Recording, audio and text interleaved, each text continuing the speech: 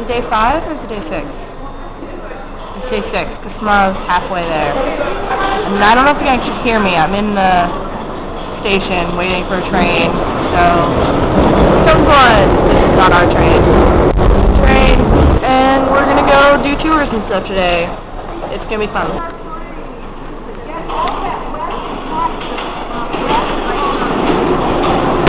Hello, train. Change here for the Bakerloo. Fancy seats. Well, this is new. Sideways seats. Goodbye, train. This morning, well, really this afternoon, we went to the Metropolitan Police Museum, which we've arrived. We learned all about the beginnings of police in London and how they've grown. And the police ideology in London is really, really, really different from that in the U.S.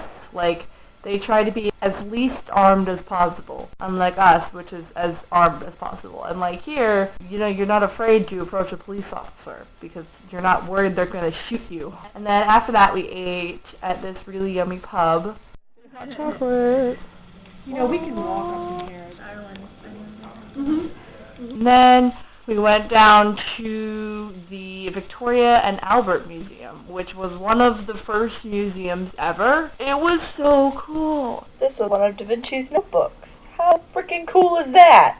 This is one of the illuminated books they had. I think it was the Bible, but I'm not sure. This is one of the first printed books. This is a playing card with 9 hairs. This tapestry depicts the Trojan War. It was at this point that I decided that we definitely need to bring tapestries back because they're freaking pretty as frick. Also, they will totally keep your house warm for you. Decorative wall carpets. They keep your house warm.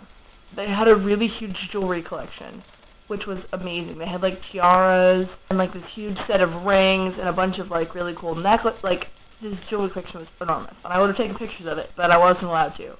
So I didn't.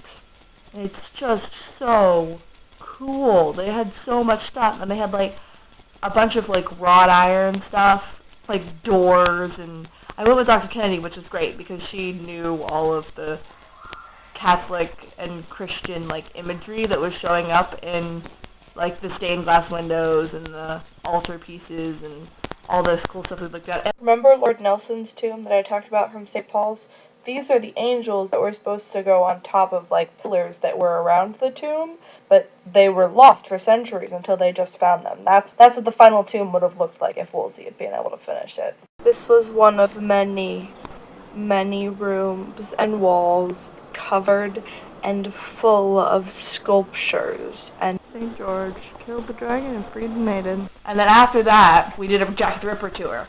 And so we had the best tour guide ever, because she's actively researching, she's a historian, and she's actively researching Jack the Ripper, and like she's writing a book and doing a bunch of research on the possible suspects, and she's doing a biography of this one dude whose name I cannot remember, like to prove that he's innocent, that he didn't do it because he's one of the suspects.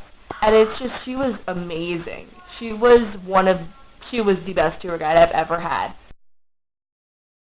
From behind, she looked kind of like Zorro, because she had, like, this cool black hat on, and then she also had, like, one of those, like, cloak things that have, like, armholes, and that was black.